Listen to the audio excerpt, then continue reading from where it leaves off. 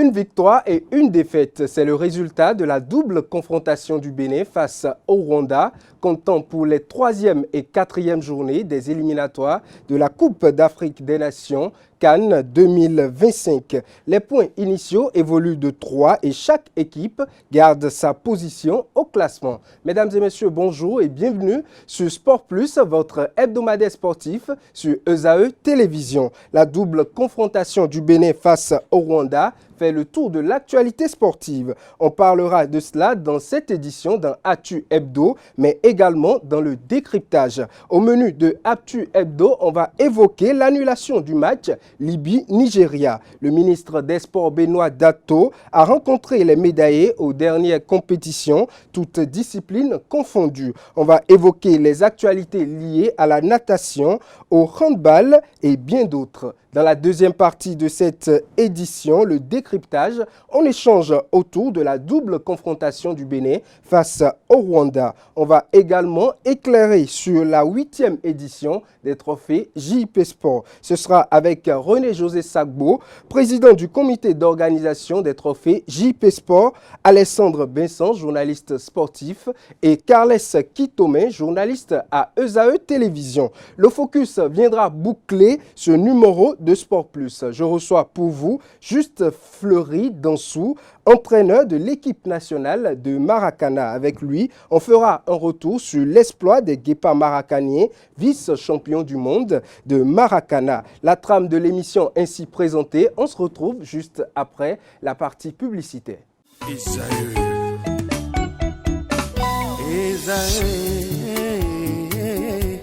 Vous recherchez une école de référence pour une double formation universitaire et professionnelle de qualité? Voici l'opportunité à ne pas rater. L'École supérieure d'administration, d'économie, de journalisme et des métiers de l'audiovisuel ESAE vous offre des programmes d'enseignement en licence et en master orientés vers l'emploi qui font d'elle une référence à travers les filières de l'administration générale et territoriale, l'administration du travail et de la sécurité sociale, droit, diplomatie et relations internationales, administration hospitalière, universitaire et intendance, journalisme et métiers de l'audiovisuel et toutes les filières des sciences de gestion. Une seule adresse, www.esae.bj. Rendez-vous dès maintenant sur nos campus ESAE Bedjromende au numéro 90 93 65 21 ou au numéro 98 98 14 00. Paracourt sur le numéro 52 46 12 12. Aboumé-Calavi au numéro 52 88 44 44. Akpakpa au numéro 52 88 33 33. ESAE, l'excellence a un nom.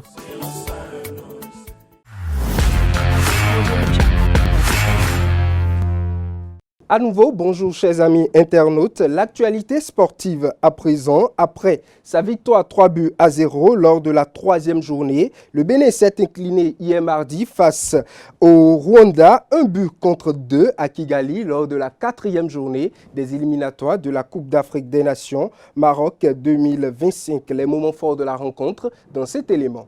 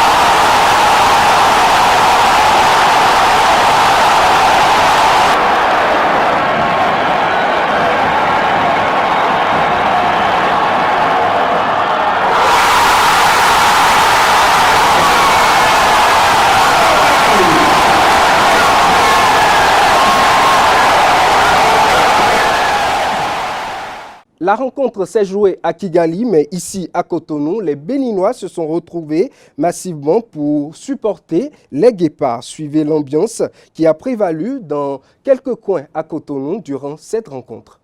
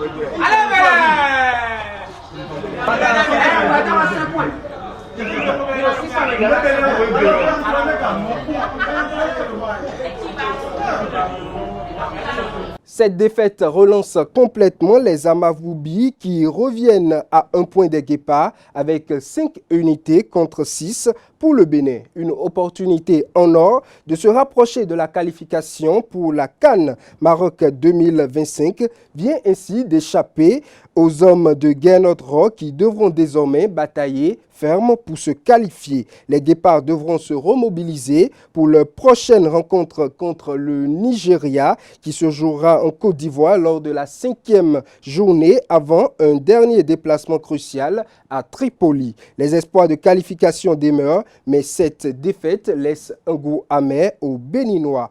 Autre information concernant le match opposant la Libye au Nigeria, dans le deuxième match du groupe D n'a pas eu lieu le mardi hier.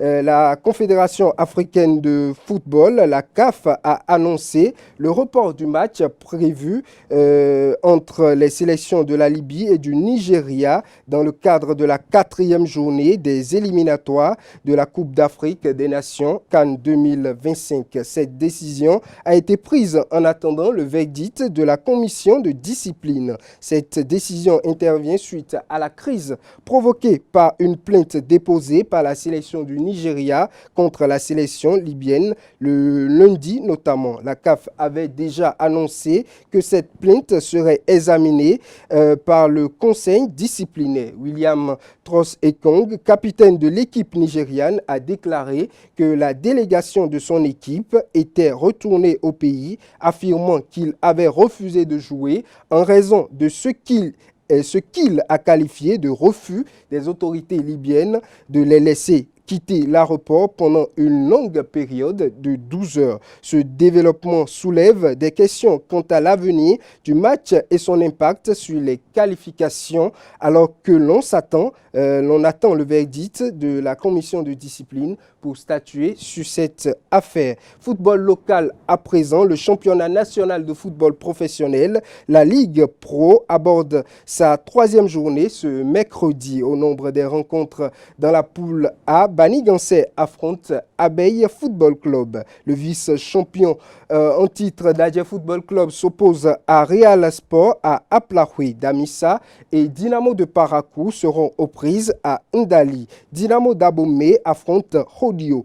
Espoir face à Beke Football Club, Lotopopo face au Cavalier, Panthère face à Dynamique, Buffle face à l'AS Takouné, Tonnet face à Boa seront les autres rencontres de la poule A. Dans la poule B, les matchs Étoile Filante face à Sitatunga et JSO face à Avranco Omnisport. Ces deux matchs se sont déjà joués hier mardi. Le premier s'est soldé sur la victoire de Sitatunga 3-1 face aux Étoiles Filantes et le deuxième sur la victoire de la JSO 2-1 face à Avranco Omnisport.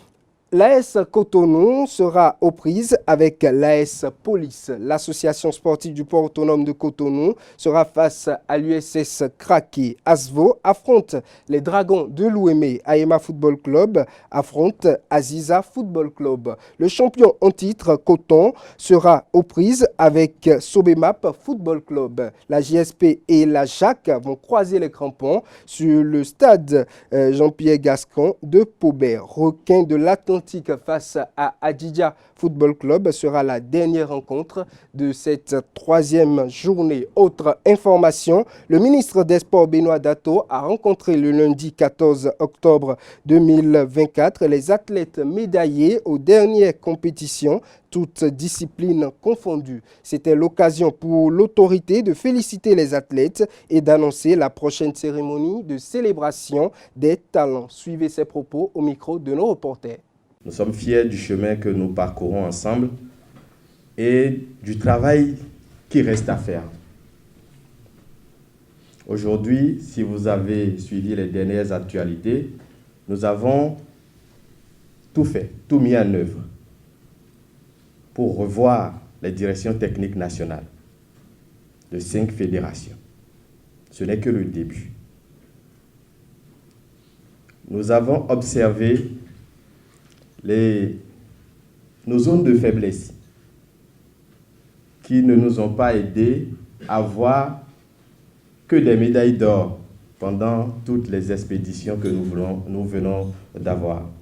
Et nous allons travailler ensemble avec chacune des fédérations pour remettre les choses à l'endroit. Si nous partons pour une compétition, c'est pour gagner. C'est pour honorer notre drapeau. Et vous l'avez si bien fait que je tiens à réaffirmer la volonté du chef de l'État, de son gouvernement, à poursuivre la dynamique du financement, de la formation, de la détection, de la promotion, des infrastructures à construire.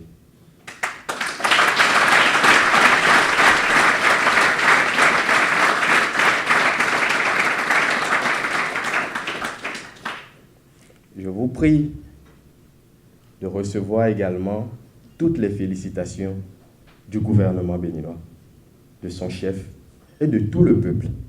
Nous sommes 13 millions à vous soutenir, nous sommes 13 millions à vous porter. Donc je voudrais finir en vous invitant très prochainement, très bientôt, à cette grande cérémonie qui va nous réunir, qui va vous célébrer, où vous serez distingués à la hauteur de vos exploits.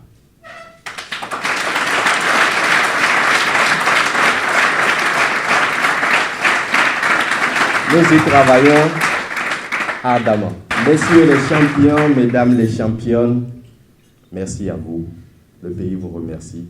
Nous comptons sur vous. Faites encore davantage. Ramenez-nous encore de belles médailles et concentrons-nous dans cette bonne dynamique que nous venons d'enclencher. Restons très positifs autour de nos sélections nationales.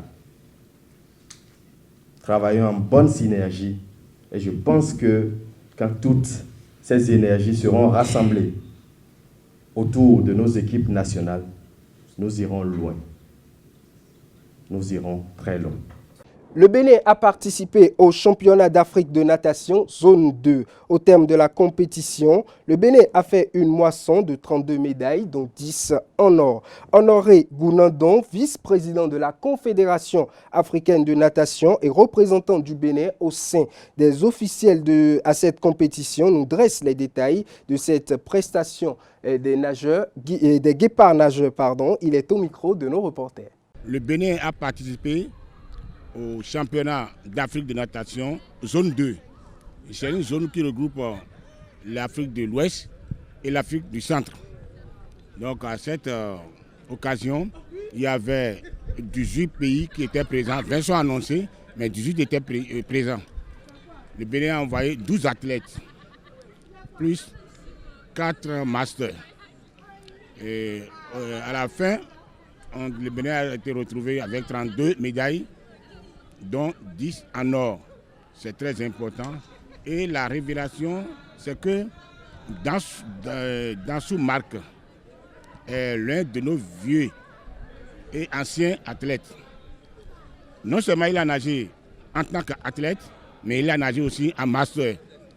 En tant qu'athlète, il a obtenu des médailles d'argent et de bronze. En tant que master, il a obtenu des médailles d'or, plusieurs médailles d'or, je vais même dire. Les trois qui étaient présents pour la médaille le championnat du master, ils ont tous obtenu des médailles d'or et d'argent.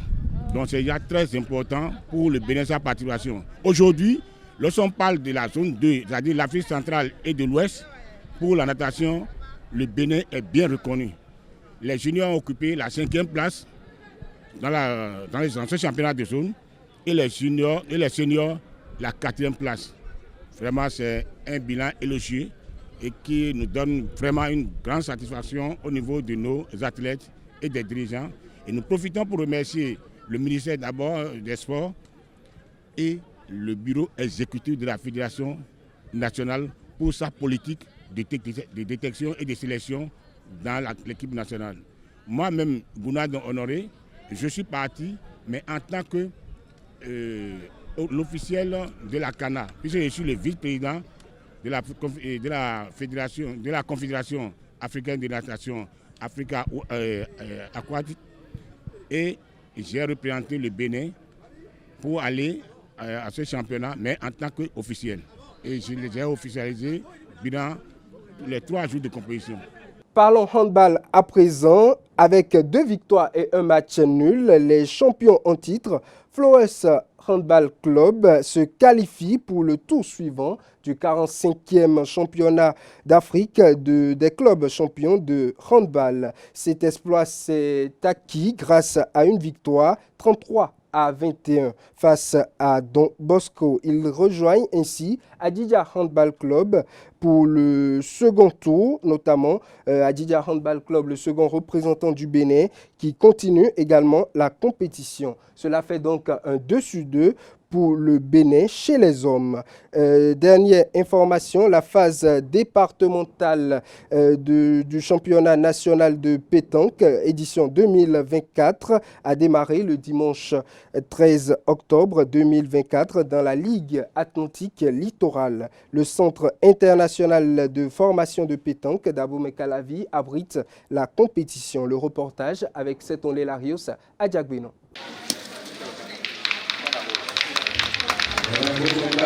Top, c'est parti. Plus de 200 boulistes de la Ligue Atlantique vont à l'assaut des billets qualificatifs au championnat national de pétanque 2024. Le championnat va se dérouler en 3 journées au niveau donc de chaque département. Et chaque journée sont échelonnées donc pour chaque week-end. Et le week-end prochain, nous aurons une journée morte parce que nous avons un événement relativement national qui aura lieu avec le Fonds national du développement sportif, AWIDA. Et le week-end juste d'après, on aura la 2e journée et le week-end d'après, nous aurons donc la 3e journée du championnat où nous serons donc à même de qualifier 9 équipes pour la phase nationale dans nos 2 départements de l'Atlantique et du littoral. Concentration, application et adresse. Ici, au Centre international de formation en pétanque d'Abomey-Calavi, comme à Cotonou, une 60aine d'équipes rivalisent d'ardeur. Le championnat national, dans son règlement, se joue uniquement en triplette. Nous avons fait une belle récolte parce que tous les clubs de l'Atlantique sont représentés ici et chaque club avait la possibilité donc d'inscrire 4 équipes. Aujourd'hui, il y a 18 clubs dans l'Atlantique qui sont inscrits pour ce championnat pour un total de 68 équipes engagées. Nous sommes convaincus qu'à l'issue de toutes les journées de championnat, nous allons vivre de très belles fêtes, de très bons jeux, de sorte que les vivriers qui sont donc dans nos départements, dans nos clubs respectifs, soient détectés par la direction technique nationale. Au regard de l'enjeu de la compétition, la représentante de la fédération invite toutes les équipes au fair play. Au nom du président et de tous les membres du bureau exécutif, nous exhortons tous à la tolérance, à la convivialité. Nous sommes convaincus que nous vivrons au cours de ce long marathon des journées de championnat paisibles dans le respect des règles et conventions en vigueur. La compétition va s'achever le week-end du 2 novembre 2024. En plus des seniors hommes, les phases départementales des championnats juniors et dames vont être également organisées. Chers amis internautes, c'est tout pour Actu Hebdo. Place à présent au décryptage avec nos invités.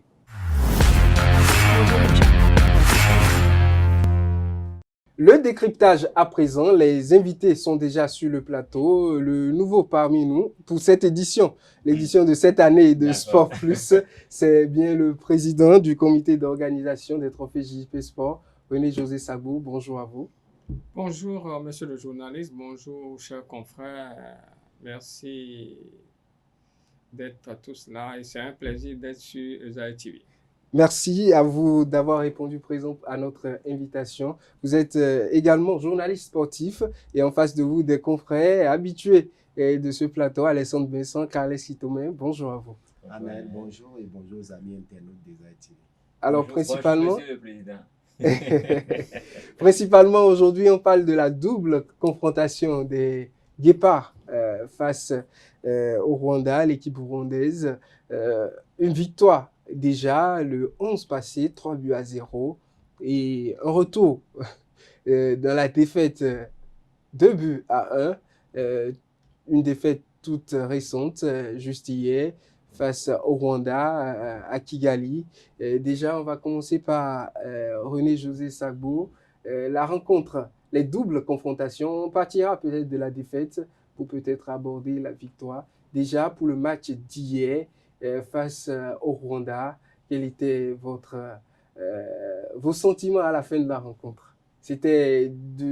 Vous attendiez cela, vous avez peut-être, vous étiez un peu réaliste pour penser la victoire ou vous étiez surpris comme tous les autres Béninois? Bon, il faut simplement dire que en tant que reporter sportif, on n'a pas trop d'état d'âme. C'est vrai, on travaille par rapport aux analyses, la préparation des équipes. Et pour ce qui concerne les Guépards du Bénin, il faut dire qu'on devait avant cette rencontre jouer à la carte de prudence parce que 3-0 du côté d'Abidjan, c'était bon pour le moral, mais il avait un danger du côté de Kigali.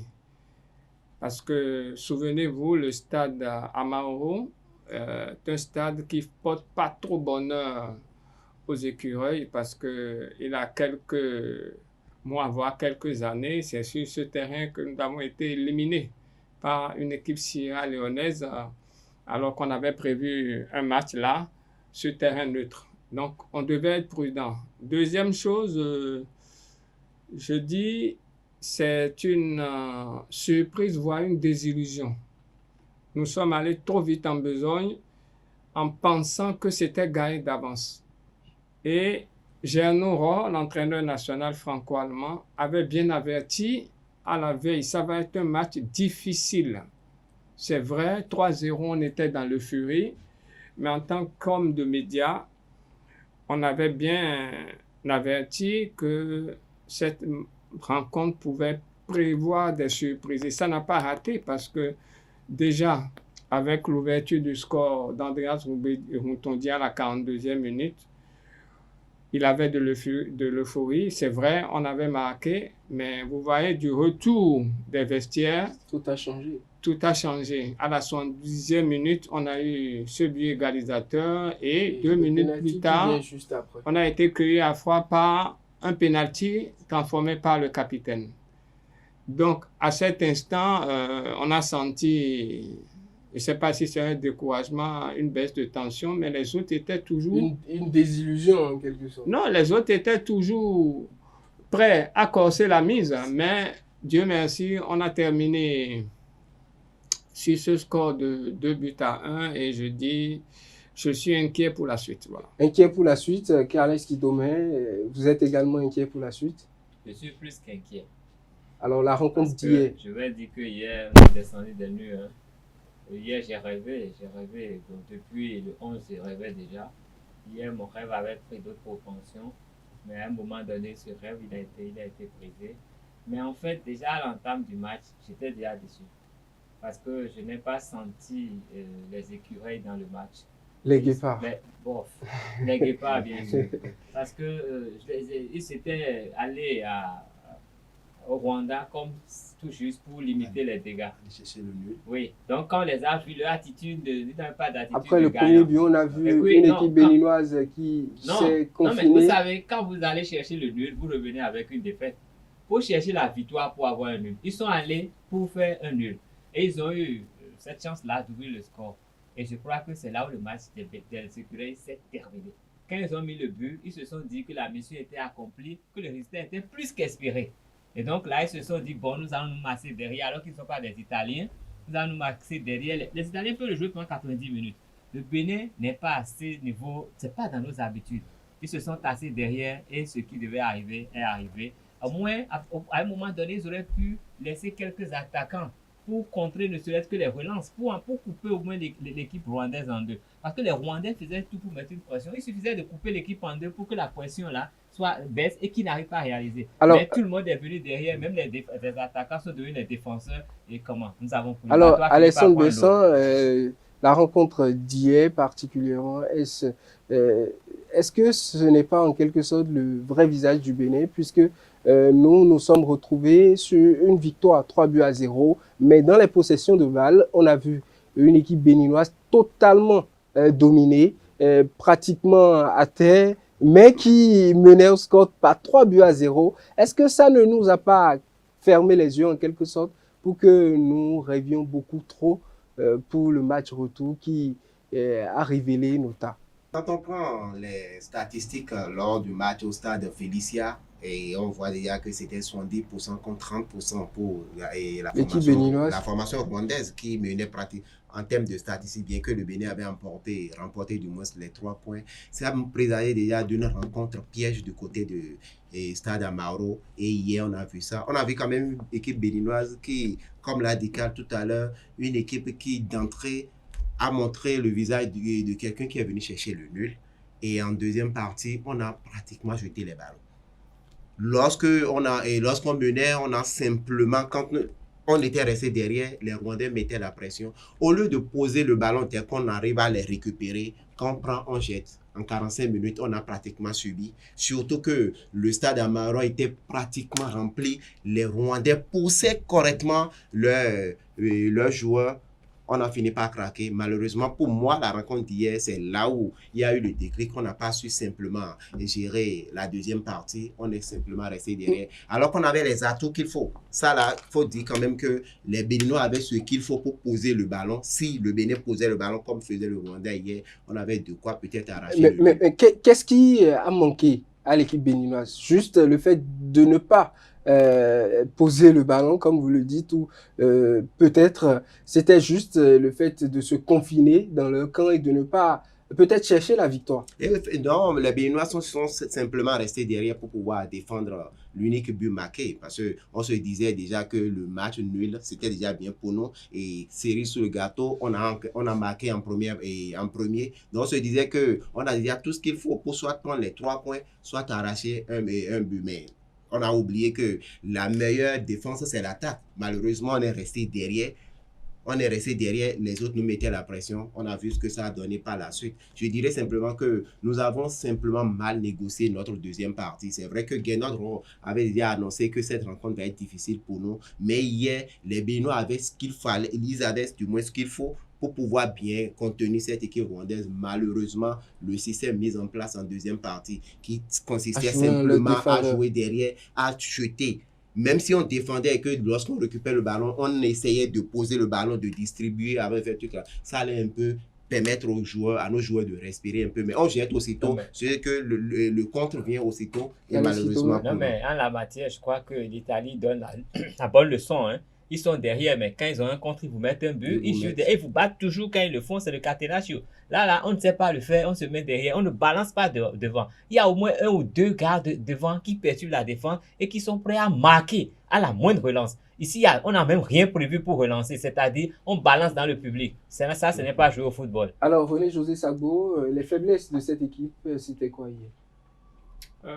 Les faiblesses au niveau de l'équipe béninoise. Bon, En termes de faiblesse, qu'est-ce qu'il faut dire? On a vu le remplacement, lorsque le remplacement de Andreas Ntonji a été effectué, que le Bénin a sombré davantage. C'était un remplacement de Jordel Dossou qui n'a pas forcément donné les fruits qu'il fallait. Bon, il faut d'abord remarquer que Andreas était, semble-t-il, touché. Oui. Et il a demandé à sortir. Donc, c'était pas forcément un remplacement prévu. Donc, certainement blessé, il a demandé à se retirer, ce qui est normal pour un professionnel, pour ne pas handicaper sa carrière. Ben, les autres l'ont dit, l'erreur a été de vouloir conserver le score. Ça, c'est sûr. Et aujourd'hui, le Bénin n'a pas autre alternative si on veut aller au Maroc. On est condamné à l'exploit pour les 2 prochaines rencontres. Exploit, ce n'est pas faire le meilleur résultat, mais gagner. Parce que aujourd'hui, vous avez le Nigeria qui attend le verdict de la CAF par rapport au match face à la Libye. Et si même la CAF, comme nous l'apprenons, propose de rejouer le match, le Nigeria, faisons un simple calcul, le Nigeria bat la Libye, 3 points, mais le Nigeria n'est pas en sécurité. Donc, ils vont chercher à faire le break face au Bénin en novembre. Et l'entraîneur nigérien est clair, ils veulent se qualifier avant la dernière journée. Ce qui met en danger le Bénin, c'est vrai. Une autre supputation, le stade d'Abidjan nous porte chance. Alors, si nous nous amusons encore et la dernière rencontre à nous endormir dans le Bénin face au Nigeria, le Bénin l'a emporté. Donc, non, il n'y a pas de problème. On a joué le Sénégal, tout ça, c'est bon. Le Sénégal est qualifié, mais nous, on est où? Mais je dis, si on s'endort dans cette théorie face au Nigeria, moi, j'appelle le Nigeria l'ogre nigérian. Qu'on le veuille ou pas, qu'on n'ait pas les mêmes joueurs, les Okocha aujourd'hui, le Nigeria demeure le Nigeria. Donc, c'est un match qu'il faut préparer et jouer à fond. Je pense que Gernot Rohr doit le savoir. Mais maintenant, au même moment, vous avez le Rwanda qui reçoit la Libye. Et le Rwanda a 5 points derrière nous. Un faux pas pourrait faire relancer le Rwanda. Et avec ce qu'on a eu avec le Nigeria, c'est un déplacement périlleux qui nous attend à Tripoli. Attention. Effectivement. Alors, Carles Kitome, Alessandre Benson, pour clôturer ce sujet, les chances aujourd'hui du Bénin, est-ce que vous croyez toujours en la qualification avec les 2 matchs que nous avons, le Nigeria, le bourreau de tous les temps, et la Libye, est-ce que c'est toujours possible de rêver? Si nous rêvons de la CAN, nous devons faire 2 victoires. Il n'y a pas de calcul à faire. Tous les calculs, c'est l'eau. On reste à la maison. Tout simplement. Alors, Alessandre Besson? Oui, simplement, je vais aborder dans le même sens que Carles en disant que c'est 2 victoires. C'est vrai que 2 victoires, est-ce que c'est possible? C'est bel et bien possible, même si ça donne l'impression d'un truc qui va être difficile. Je pense qu'on a déjà gagné une fois face à cette équipe du Nigeria. Il suffit simplement de revoir un peu la préparation. La Libye, on l'a gagné. C'est dit quand même que c'est un peu du 50-50, même si on sent que les équipes en face, notamment le Nigeria, va chercher à faire le break, comme l'a dit René et José Sabo. Mais néanmoins, on doit forcément chercher 2 victoires. Il n'y a plus autre calcul à faire. Nous-mêmes, avec cette défaite du côté de Kigali, on s'est vraiment compliqué la tâche. Maintenant, il faut aller chercher. Il y a même plus autre chose. Il faut aller chercher 2 victoires ou bien carrément, nous allons faire encore nos adieux à Maroc 2025. Une tâche qui sera vraiment compliquée, mais pas impossible pour l'équipe béninoise. On va espérer que le stade Félicia nous porte encore une fois chance. Ça a porté chance au Bénin à plusieurs reprises. Nous allons plutôt espérer que nous ayons la tactique de jeu qui convienne véritablement. Pour affronter une équipe du Nigeria qui doit s'assurer. Le Nigeria avant et la Libye après. Alors, on aborde avant d'aborder, comme les autres l'ont dit, je pense que c'est possible la victoire, mais il faut qu'on s'y prépare. Il faut qu'on s'y prépare parce qu'au-delà du déplacement d'Abidjan, ce qui m'inquiète, c'est le déplacement de la Libye. Parce que lorsque vous voyez ce qu'on a fait subir à l'aéroport au Nigeria, c'est vrai, la CAF va prendre les dispositions. On quittera l'aéroport, on peut même faire 10 minutes. Mais attention à l'hôtel. Non, mais c'est connu. Quand vous voyagez au nord de l'Afrique, c'est jamais facile. Hein? Je pense que la CAF ne serait pas forcément en Libye.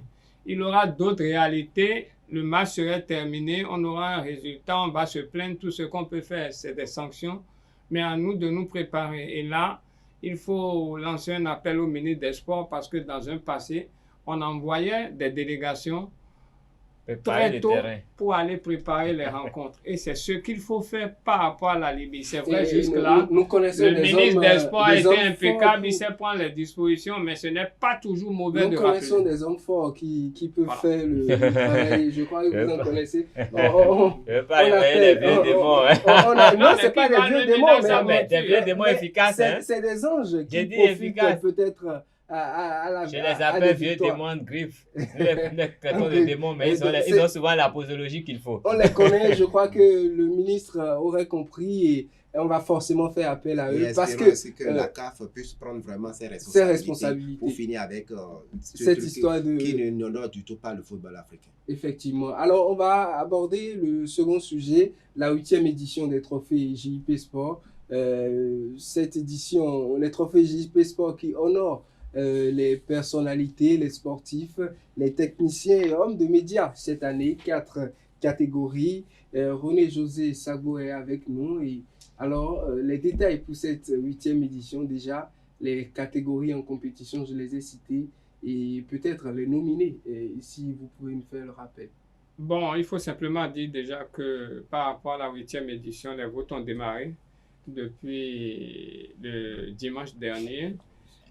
Donc, nous en avons depuis le vendredi dernier, nous en avons jusqu'au dimanche prochain, le 20, pour la clôture des votes. Et comme vous l'avez dit, nous avons plutôt 5 catégories, donc 4 en compétition, la catégorie des sportifs, techniciens, hommes de médias et bien sûr la dernière catégorie des sportifs. Bon, donc nous avons, en dehors de ça, nous avons la catégorie hors compétition qui est celle du meilleur personnage sportif de l'année 2024. Là, nous allons rendre public le 3 novembre la shortlist au niveau des 4 catégories en compétition et la shortlist au niveau de la dernière catégorie non en compétition. Je veux parler des meilleurs personnages sportifs.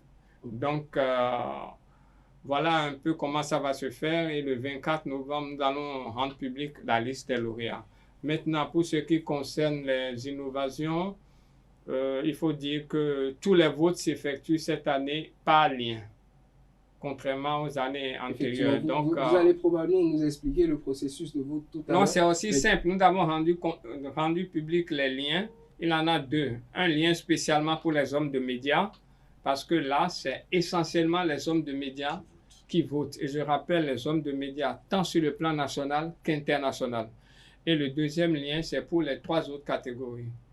Les techniciens, les sportifs et la 3e catégorie. Les dirigeants. Les dirigeants sportifs. Donc, ceux-là ont un deuxième lien. C'est aussi simple quand vous allez sur le formulaire, vous avez la liste des votants. Vous choisissez un pour le premier, deuxième liste, un pour le deuxième et un pour le troisième. Si vous voulez, vous votez pour les 3 catégories. Si vous ne voulez pas, vous choisissez la catégorie qui vous intéresse.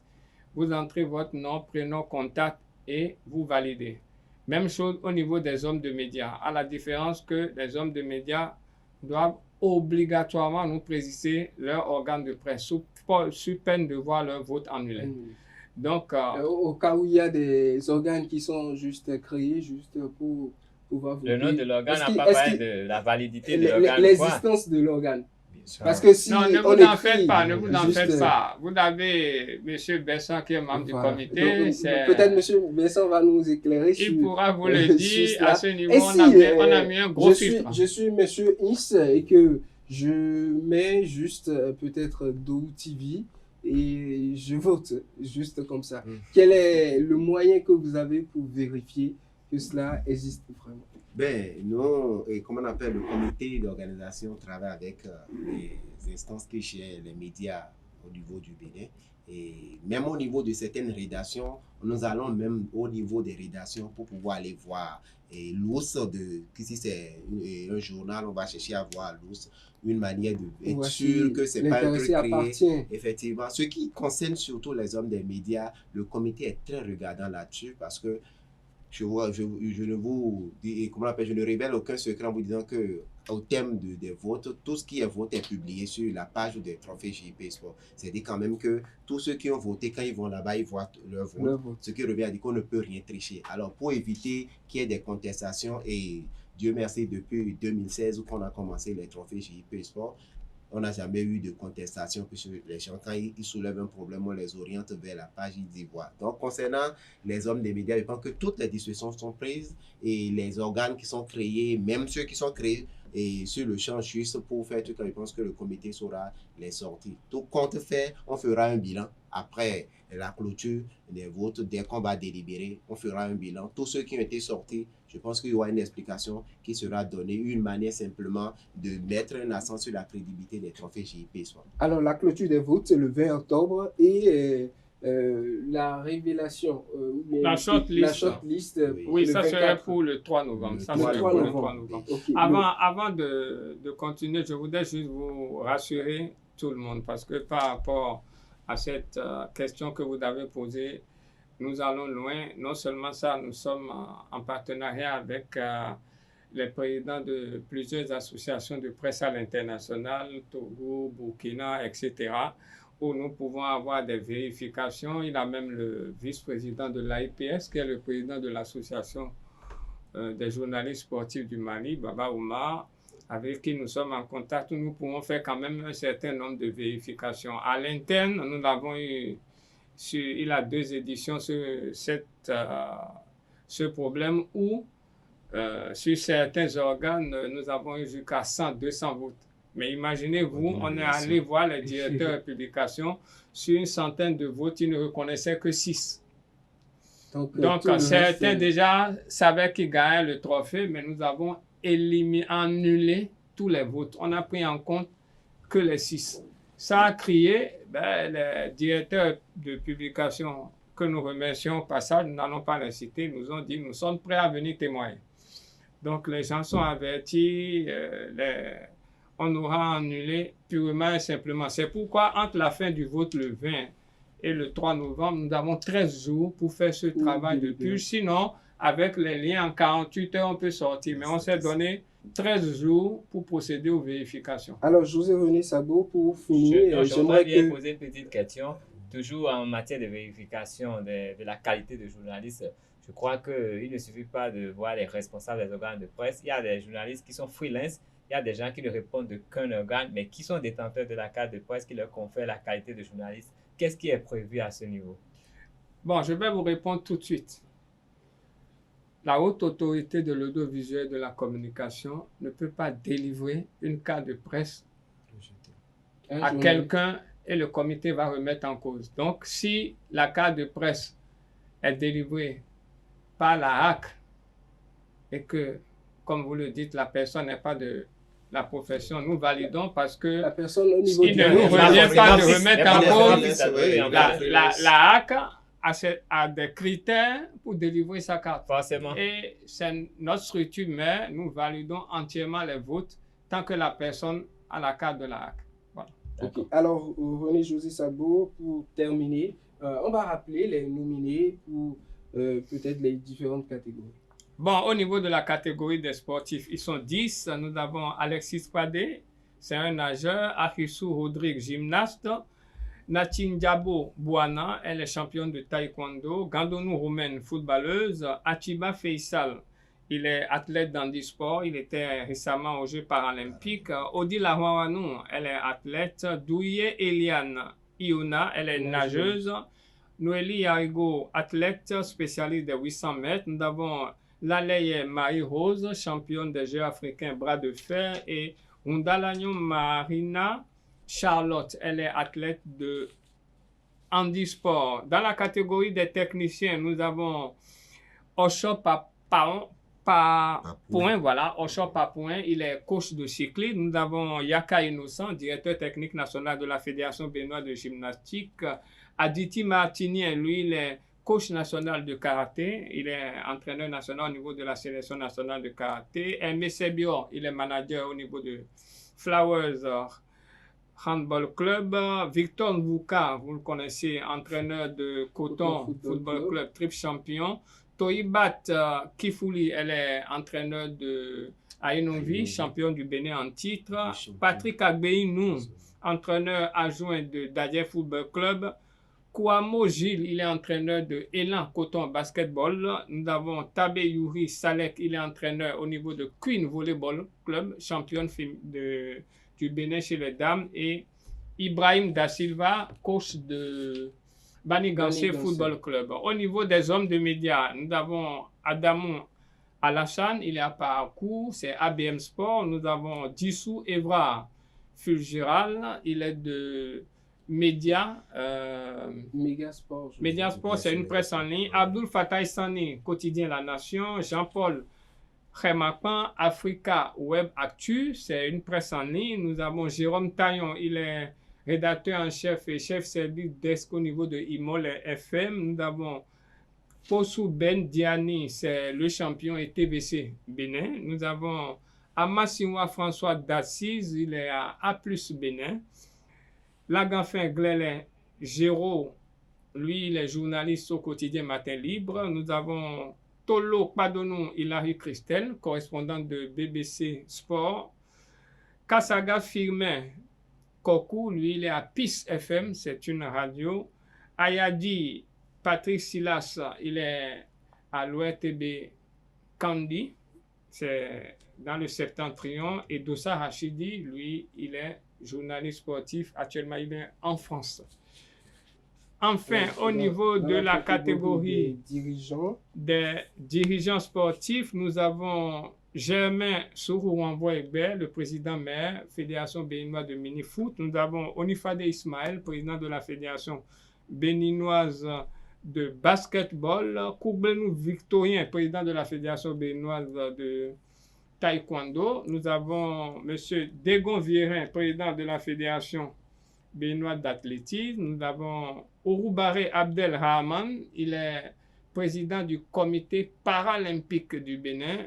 C'est l'équivalent du comité national olympique chez les handicapés. Nous avons M.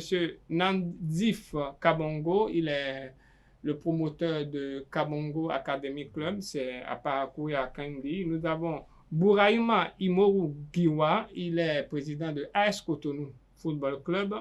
Aurélien Routondi, c'est le patron de l'instance de gestion de la natation au Bénin.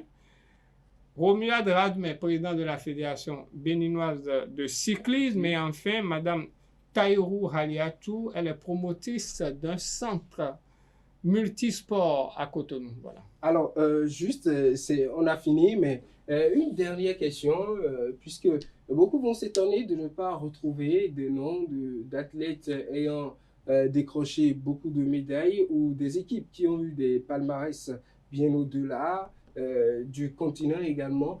Comment se fait la sélection de ces nominés-là? Bon, la sélection de ces nominés, d'abord, je vous donne un premier indice. Nous travaillons dans la période du 1er janvier au 30 septembre de chaque année. Donc c'est les athlètes, les dirigeants qui ont marqué du 1er janvier au 30 septembre. Le Maracana n'est pas pris en compte. Pardon? Le Maracana n'est pas pris en compte. Là. Non, il y a d'autres critères. Suivez, du 1er au 30 septembre, nous sommes dans cette période. Oui. Ensuite, il faudrait le savoir, on ne va pas dévoiler tous les critères ici, mais nous avons des critères de performance, de résultats et même des critères extra sport parfois. Je vais vous donner un exemple. Il a un ou deux qui étaient bien nominés au niveau de la catégorie des médias qui malheureusement, pour des raisons, ont été épinglés et nous avons dû les retirer. Maintenant, pour les critères, déjà, à partir de mars-avril, nous dégageons déjà environ une quarantaine de nominés. Okay. Et nous commençons par purger. Et cette année, nous sommes allés déjà au mois d'août, nous étions à 32. Maintenant, le comité a la liste des 32, la rédaction de JP Sport a la liste des 32. Nous avons choisi 5 aînés de la presse bien avertis à qui nous avons envoyé les 32. Alors, qu'est-ce qui s'est passé? Vous avez vu, ces 5 nous ont dégagé d'abord 15, et sur les 15, ils ont été formels sur 6. La rédaction a dégagé 6, et ces 6 d'office étaient déjà nominés. Parce que sur les 6, la rédaction et les 6 aînés, déjà, les 6 là, c'était net.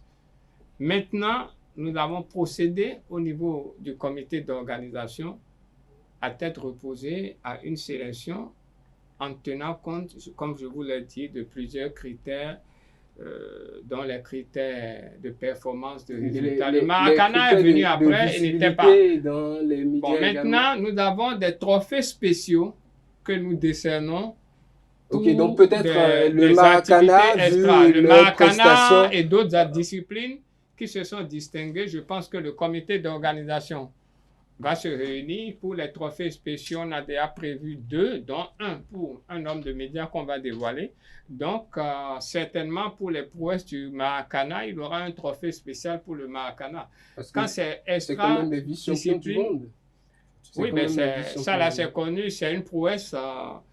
Alors, merci cette sélection, et je pense que ça ne fait que bien commencer. Puis monsieur Saka, un président bien averti. Voilà. Merci à vous, José René Sagbo. Merci, Carles Titome. Alessandre Besson, vous allez rester avec moi. Ensemble, on va recevoir dans la dernière partie, le focus, l'entraîneur national, l'entraîneur de l'équipe nationale de Maracana. Il s'agit bien de Juste Fleury Dansou. On le reçoit pour vous, pour faire un retour sur l'exploit des Guépards maracaniens à la Coupe du Monde de Maracana.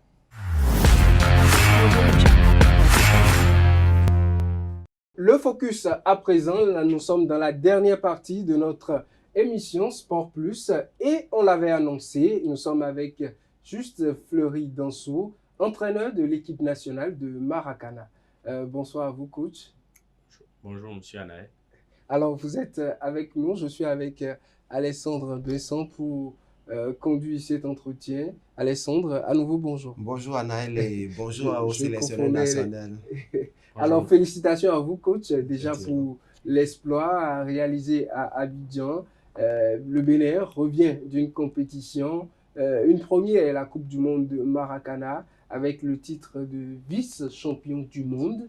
Un exploit bien mérité, un exploit où le Bénin est même passé à côté du titre de champion à cause de quelques blessures dans l'équipe, il faut le noter. Aujourd'hui, coach, nous sommes curieux de savoir déjà, dans un premier temps, comment les choses se sont passées là-bas, que ce soit dans les coulisses, comme sur le terrain, les ressentis pour que le Bénin arrive à ce résultat. Okay, merci pour l'invitation. Déjà, je voudrais vous dire que pour réussir une compétition, il faut d'abord bien se préparer. Donc, je voudrais, si vous permettez, partir de la période de préparation. Allez-y. Vous le savez tous, le Maracana a vécu 4 ans de crise. Courant juillet, un nouveau comité exécutif a été mis en place, ayant à sa tête M. Sakana Siro. Alors, tout de suite, pour préparer la Coupe du Monde de Maracana, il a été organisé un championnat fin août de juste 2 jours. De concertation avec la direction technique nationale de Maracana, nous avons procédé à une présélection de 50 joueurs. Il faut reconnaître que pour cette première édition de la Coupe du Monde, il y avait un format spécial, c'est-à-dire une sélection mixte de 12 joueurs regroupant toutes les 3 catégories, c'est-à-dire les 3 juniors dont l'âge varie entre 16 et 34 ans, 6 seniors, l'âge entre 35 et 44 ans, et 3 super seniors de 45 ans, à partir de 45 ans plus. Donc la tâche ne fut pas du tout facile. Il fallait tenir compte de ces 3 catégories pour faire une présélection. Il a été organisé des stages de préparation. À la fin de chaque stage, on essayait de diminuer le nombre. Et à la fin, on a pu obtenir les 12 meilleurs athlètes que nous avons sélectionnés pour amener à Abidjan. Alors, il faut aussi avouer que le président Sakana Sirou n'a ménagé qu'un moyen pour nous mettre à disposition les matériels qu'il faut pour que la préparation soit dans de meilleures conditions. Donc, c'est comme ça que nous sommes allés à Abidjan. Il faut avouer que là-bas, les joueurs étaient très disciplinés, très disciplinés d'ailleurs, très concentrés sur la compétition. Donc, je peux dire que c'est d'abord ces vertus qui nous ont conduits là où nous sommes allés. Et la préparation aussi a été très rude. Très rude, nous avons été très rigoureux parce qu'il fallait parer au plus pressé. Et on a eu presque 3 semaines, à peine 3 semaines de préparation. Et il fallait mettre sur pied une équipe compétitive, technique, et qui puisse vraiment défendre faillamment les couleurs nationales. Alors, coach, dites-nous de la défaite d'entrée face à la formation de Jamaïque, à la défaite pratiquement sur le fil lors de la deuxième sortie. Et après la troisième journée où vous avez simplement fait voler cette formation de la France, dites-nous quel était le discours pour motiver les jeunes quand on a vu que juste après la défaite, tout le monde disait que bon, le Bénin allait pratiquement sortir quand on sait que la France a aligné 2 victoires d'affilée. Bon, je voudrais d'abord rectifier que au premier match, nous avons battu la Jamaïque 2-1. Et c'est au deuxième match contre la Guinée que nous avons perdu 2-3. En fait, le format était vraiment compliqué. Il fallait, maintenant, sur le terrain, les 6 entrants, il fallait avoir 3 seniors, 2 juniors et 1 super senior. Alors, dans nos choix, au Maracana, il y a celui qui joue dans les buts, on l'appelle le caromètre. Et les possibilités de caromètre qu'on avait étaient tous des seniors. Vu l'équilibre qu'il fallait préserver dans l'équilibre et dans la sélection, nous avions estimé qu'on ne pouvait pas aller à la compétition avec 2 caromètres de métier tous seniors. Nous avons alors fait le choix de partir avec un caromètre senior et d'autres joueurs dans d'autres catégories, même dans les seniors qui étaient capables de dépanner en cas de problème. Maintenant, nous avions basé notre dispositif sur le caromètre en la personne de Issa Mazou Aboubakar parce que pour avoir un bon jeu, un Maracana chatoyant, tout part du caromètre. Alors, malheureusement, après 6 minutes de jeu contre la Jamaïque au premier match, il se tape les adducteurs et pratiquement out pour le reste de la compétition. Du coup, en procédant à son remplacement, nous avons manqué beaucoup de fluidité. C'est ça qui a fait que contre la Jamaïque, nous avons reculé. Contre la Guinée, c'était le même problème. Il n'a pas joué. Nous avons procédé à son remplacement, mais nous n'avons pas eu le rendu qu'on attendait. Donc, du coup, contre la Jamaïque, nous n'avons pas su poser notre jeu comme nous savons le faire. Nous avons balancé les ballons. Du coup, on s'est fait punir. Alors, tout s'est réglé. Au troisième match contre la France, il fallait tirer les enseignements nécessaires, faire les choix forts et procéder au réglage des techniques nécessaires.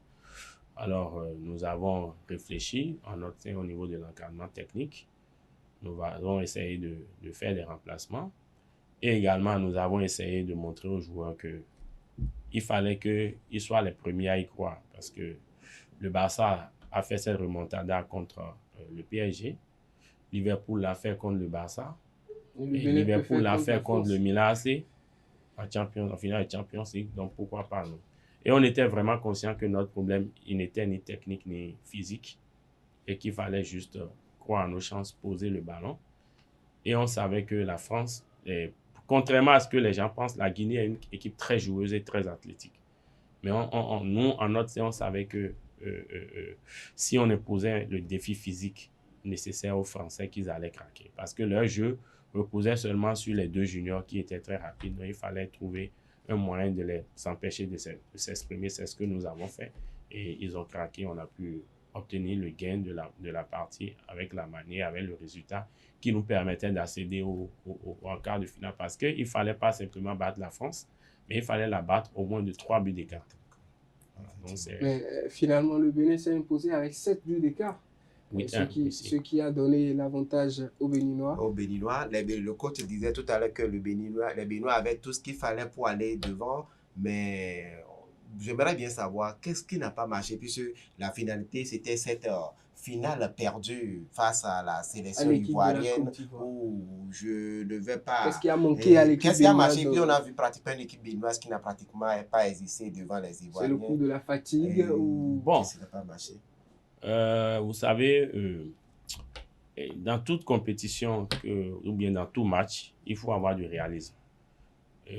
Comme vous l'avez dit tout à l'heure, le match du Bénin contre le Rwanda à l'aller, le Rwanda avait fini avec une possession de 70%, mais le Bénin a mis 3 buts à la fin. Donc, c'est pour dire que tout est question de réalisme. Au Maracana, ça va vite. Ça va vraiment vite. En finale, contre la Côte d'Ivoire, c'est vrai qu'on était vraiment fatigué parce que on avait beaucoup de blessures. On n'avait pas toutes nos armes. C'est vrai que c'est forcément pas une excuse. Mais les joueurs étaient à leur limite physiquement. Et une équipe, l'équipe de Côte d'Ivoire, quand vous suivez son parcours durant tout le tournoi, elle a souvent fait la différence au premier tiers-temps. C'est-à-dire avec le public et tout. C'est une équipe qui mettait beaucoup de pression à l'entrée. Ils avaient l'avantage du public. Voilà, et qui pressent l'adversaire et ils vous font craquer, ils mettent assez de buts. Donc notre plan était au départ d'éviter d'encaisser dans les premières minutes, de les mettre en doute et de procéder et de mettre en exécution notre plan. Mais malheureusement, après 3 minutes, nous avons encaissé le premier but. Je crois 2 minutes après le deuxième but. Donc du coup, c'était plus le même match. Et nous n'avions pas eu cette fraîcheur physique nécessaire pour pouvoir renverser et remonter. Et on a poussé. Si vous regardez le troisième tiers-temps, on a beaucoup poussé. Mais malheureusement, le but qui nous permettait de nous relancer n'est pas arrivé pour les mettre encore plus en difficulté. Alors coach, le Bénin finit cette première édition en étant vice-champion du monde. Déjà, de retour à Cotonou, il y a eu beaucoup de soutien et tout. Mais déjà, au niveau de l'équipe, qu'est-ce qui est fait pour préparer les prochaines compétitions déjà? Bon, déjà... c'est le moment du repos d'abord. Non, pour gagner une compétition, déjà, c'est qu'il faut commencer par se préparer. C'est vrai que les joueurs sont au repos, mais nous, non.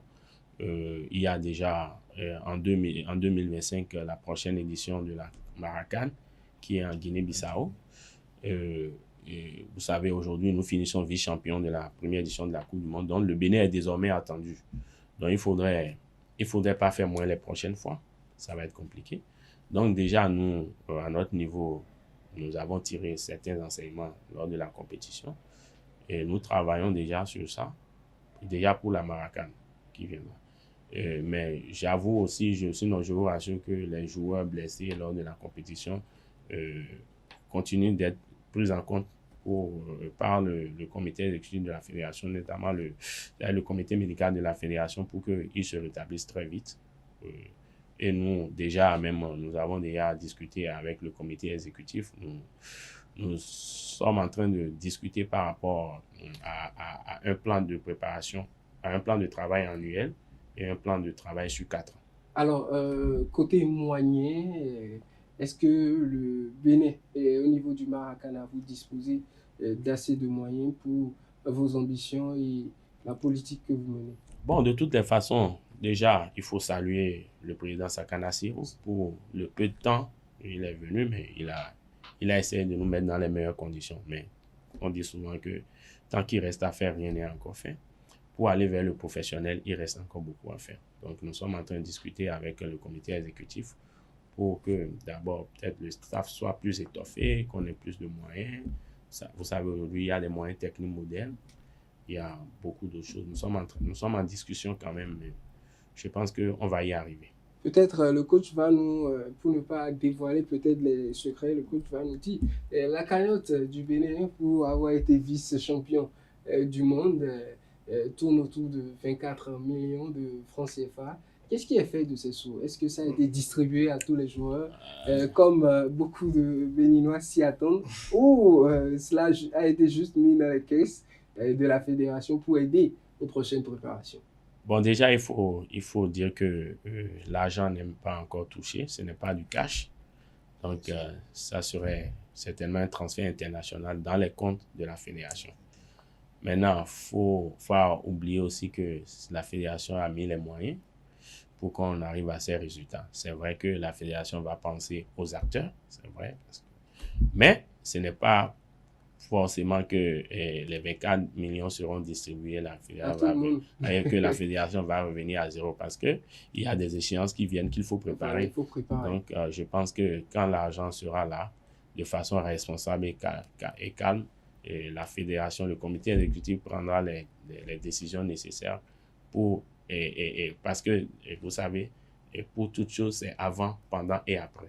Effectivement. Alessandre Vincent, pour une dernière question. Oui, je pense que sur 16 nations venues de 4 continents du côté de Abidjan, le Bénin a fini vice-champion. Maintenant, il faut qu'on revienne au plan national pour voir comment booster cette discipline. Et coach, quelle est la suite au plan national concrètement en termes concernant nos clubs, parce que le vivier, ça s'entretient au niveau national? Ok, merci. Déjà, il y a 48 clubs, si mes souvenirs sont bons, déjà affiliés au niveau de la Fédération béninoise de Maracana dans tous les départements du Bénin. Et il y a une direction technique nationale qui est en train d'élaborer un document qui va définir la politique sportive au niveau du Maracana.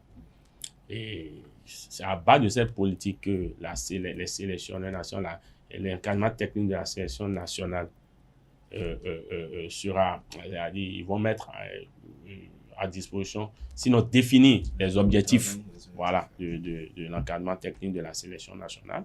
Également, au niveau du bureau, il y a des vice-présidents qui sont directement des présidents de ligues qui vont animer les ligues régionales ou bien départementales au niveau du pays. De la compétition. Voilà, donc je pense que le Maracana va rouler autrement, il sera plus structuré, sera plus vivant, il y aura des règlements des compétitions. Mais malgré ça, il y a des clubs qui avaient, même pendant la crise, qui avaient l'habitude d'organiser quelques tournois, quelques compétitions, et ça permet d'animer le Maracana. Donc, n'ayez pas peur, tout se passera bien. Le Maracana, comme le comité exécutif en place l'a dit, le Maracana sera géré autrement. Merci à vous, coach Fleury Dansour. Merci à vous, Alessandre Vincent. Chers amis internautes, merci également. C'est la fin du Focus. C'était le Maracana qui était à l'honneur. Félicitations au Guépard Maracanien. Félicitations au coach. Félicitations également au président de la Fédération béninoise de Maracana, le président Nassero Saka. Également, félicitations aux supporters qui ont accompagné cette équipe tout au long de effectivement à l'aéroport international Bernadette Gantine de Cotonou. L'accueil c'était de l'apothéose et tout. Merci à vous, chers amis internautes. C'est également la fin de Sport Plus, ce numéro de Sport Plus. On se retrouve très prochainement pour d'autres informations, d'autres actualités et également célébrer d'autres disciplines qui étaient en compétition et qui ont rapporté beaucoup de médailles. À très vite, chers amis internautes.